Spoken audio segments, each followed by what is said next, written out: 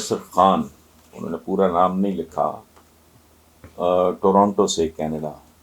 وہ کہتے ہیں اللہ آپ کو صحت والی زندگی دے، بہت مہربانی پرسا. میرا سوال ہے کہ پاکستان کے موجودہ حالات کے پیش نظر عمران خان کا ملٹری اسٹیبلشمنٹ کو سب سے بڑا مخالف سمجھ کے ڈیل کرنا ان کے لیے کبھی فائدہ مند ثابت ہو سکتا ہے یعنی نہیں ہو سکتا؟ آپ کا تجربہ کیا کہتا ہے؟ میں پروفیسر صاحب آپ کے ساتھ 100% ایگری کرتا ہوں. عمران کے نکالے جانے کے بعد جن لوگوں نے ان کو ریپلیس کیا، انہوں نے یہ پلان کرنے والوں کے لیے بہت بڑا عذاب کھڑا کر دیا. اس کی وجہ ہے میں خود حیران ہوتا ہوں کہ میں کس لطیفے میں زندہ ہوں، کس ماحول میں زندہ ہوں. ہمارے ایک بزرگ تھے عباس عطا، بہت بڑے جرنلسٹ تھے. تو ان کی ایک نظم کی 2 لائنیں آپ کو سناتا ہوں کہ اے ماں تو نے ہمیں کن زمانوں اور کن زمینوں پہ پیدا کیا.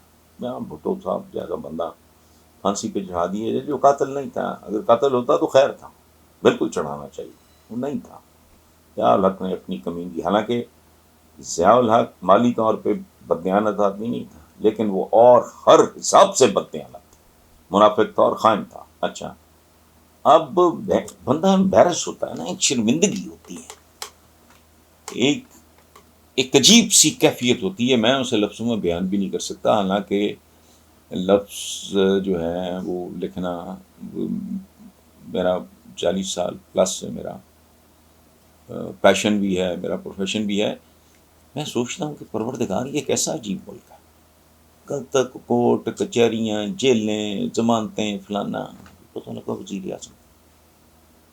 کسی میں آئندہ ہمت ہوگی کہ کسی ملزم کو یا مجرم کو بھی وہ انٹروگیٹ کرنے کی کوشش کریں؟ یہ تو پتہ ہی نہیں ہے کہ جو آج ہاتھ باندھ کے اس کے سامنے بیٹھا ہے وہ کل وزارت عظمیٰ کا حلف اٹھا رہا ہوگا. تو یہ شرمناک سی صورتحال ہے، دردناک بھی ہے، اور اللہ نہ کرے یہ عبرتناک بھی ثابت ہو. Thank you.